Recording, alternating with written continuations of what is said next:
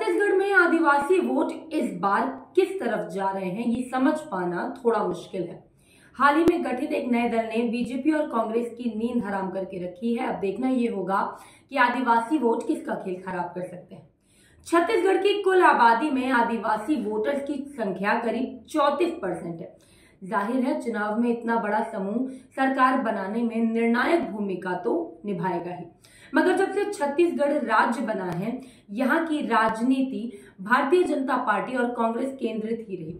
आदिवासियों का वोट कभी बीजेपी तो कभी कांग्रेस को जाता रहा। आदिवासियों के नाम पर बनी कोई पार्टी प्रमुख भूमिका में नहीं आ सकी, मगर इस बार स्टेट में बड़ा उलटफेर देखने को मिला।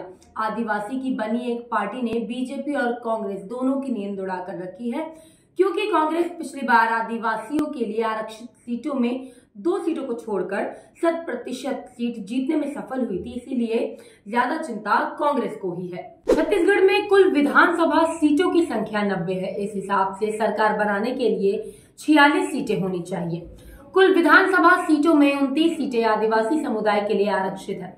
मतलब सीधा है कि आदिवासी जिसको चाहे उसे मुख्यमंत्री बनाए, मगर अभी तक छत्तीसगढ़ में कोई आदिवासी समुदाय का मुख्यमंत्री कैंडिडेट भी नहीं बना है। बीजेपी और कांग्रेस दोनों पार्टियों में से अगर कोई भी पार्टी जीतती है तो किसी आदिवासी के मुख्यमंत्री बनने की संभावना न के बराबर है। अगर साल 2018 के चुनाव की बात करें तो कांग्रेस ने यहाँ 68 सीटों पर जीत दर्ज की थी। बीजेपी ने सिर्फ 18 सीटें पाई थी। वहीं 29 आदिवासी आरक्षित सीटों पर कांग्रेस ने 27 सीटें जीती थी। बाद में उपचुनाव होने के चलते कांग्रेस ने एक और आदिवासी रिजर्व सीट जीत ली।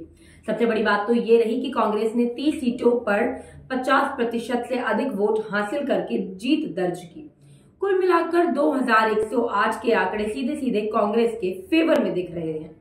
इसीलिए आदिवासी वोटों की ध्रुवीकरण किसी आदिवासी पार्टी के लिए होता है तो ये सबसे अधिक नुकसान कांग्रेस पार्टी को होता दिखाई दे रहा है।